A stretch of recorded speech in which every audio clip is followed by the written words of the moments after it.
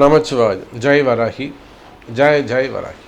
அன்பு பக்தர்களே, 5 கிரக சேர்க்கை இந்த பிப்ரவரி மாதம் 18ஆம் தேதியிலிருந்து 20ஆம் தேதி வரையிலும் 5 கிரக சேர்க்கை கும்பராசியிலே நடைபெறுகிறது. இந்த மாசி பிறந்திருக்கு, சூரிய பகவான் கும்பத்தில் அமைந்திருக்கிறார். இந்த முறை வலுவான கிரகங்கள் 5. யார் யார்? ஃபஸ்ட்டு சூரியன், மிக வலிமையான கிரகம், மிகுந்த ஒளி உடைய கிரகம், மற்ற எல்லா கோள்களை விட லட்சம் மடங்கு ஒரு பெரிய கிரகம் எதுனா சூரியன் தான். அப்போது சூரியன், அதுக்கு அடுத்ததாக சுக்கிரன், அதுக்கு அடுத்ததாக புதன்.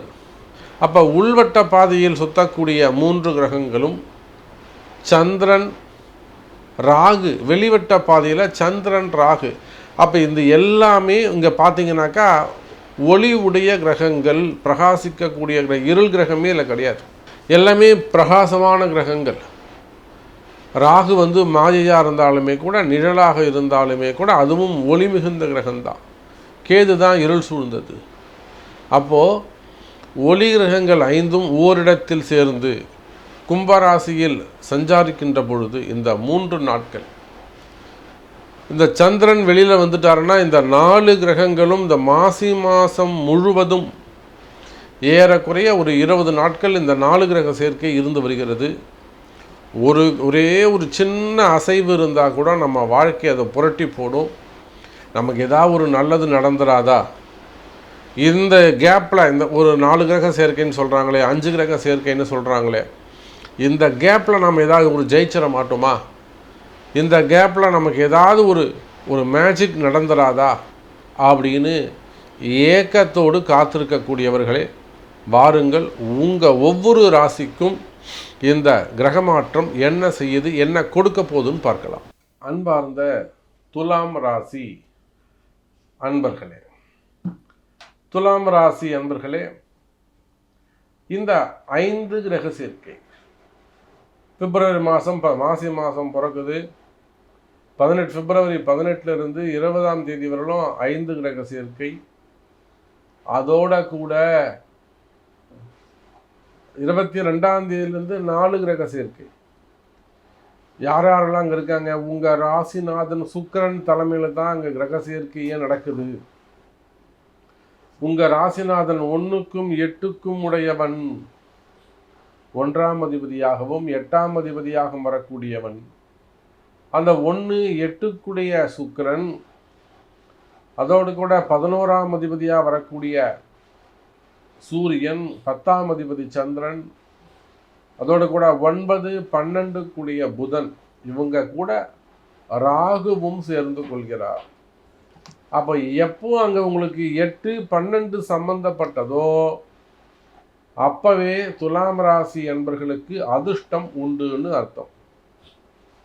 ஒரு வெளிநாட்டில் இருக்கிறீங்க, வெளியூரில் வசிக்கிறீங்க, இது சின்ன சின்ன அதிர்ஷ்டங்கள் ஏற்படலாம்.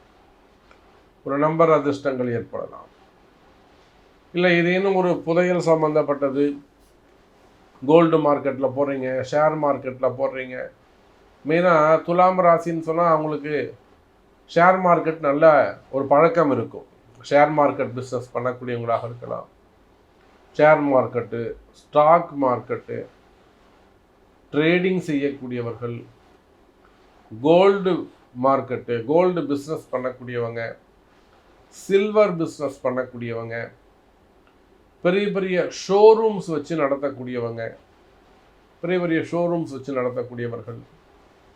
அதே போல் கோல்டு ஷோரூமாக இருக்கலாம், சில்வர் ஷோரூமாக இருக்கலாம், இல்லை 2 வீலர் கார் ஷோரூமாக இருக்கலாம், இல்லை சூப்பர் மார்க்கெட்டாக இருக்கலாம். நிறைய பேபிஸ்லேருந்து இப்போ நிறைய போடுச்சு. ஃபஸ்ட்டு கிரைன்லாம் நான் ஆரம்பிச்சிருக்காங்க இப்போ. ஸோ பேபிஸ்லேருந்து பிறந்த குழந்தையிலிருந்து ஆடை ஆபரணங்கள் வரை டெக்ஸ்டைல் பிஸ்னஸாக இருக்கலாம்.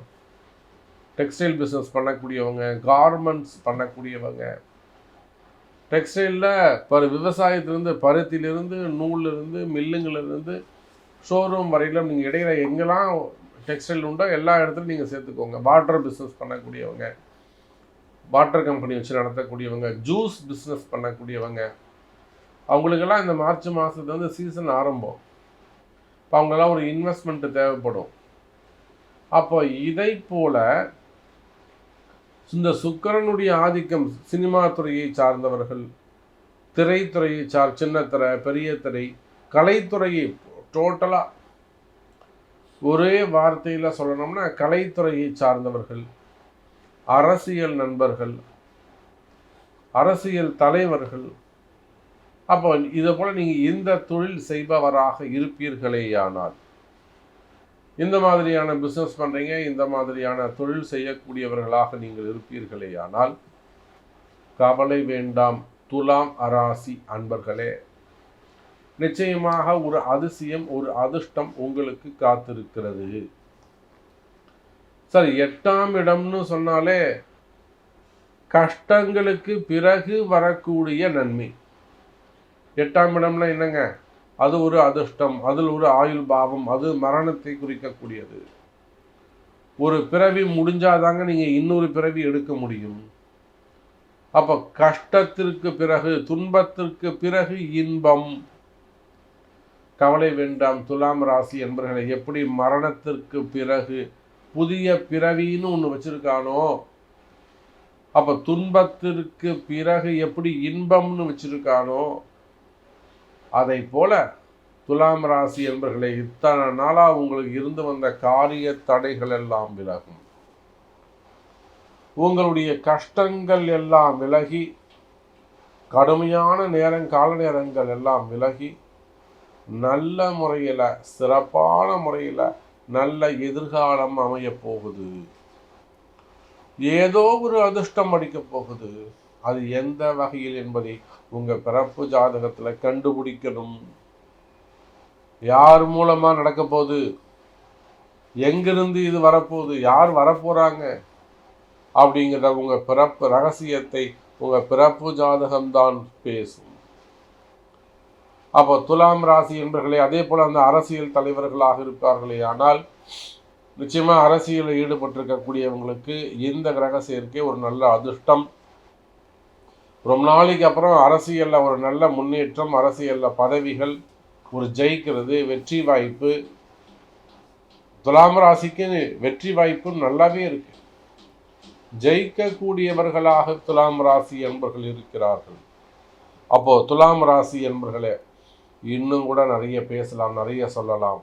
உங்களுடைய கேள்வி என்ன? உங்களுக்கு என்ன நடக்கணும்? உங்களுக்கு என்ன தேவை? சாமி, நான் ஒரு பெண் பேசுகிறேன், எனக்கு இது வேணும் சாமி அப்படின்னு உங்களுடைய கேள்விகள் இருக்குமே ஆனால் உங்களுடைய பிறப்பு ஜாதகம்தான் அதற்கு முக்கியம். நல்லதே நடக்கட்டும்.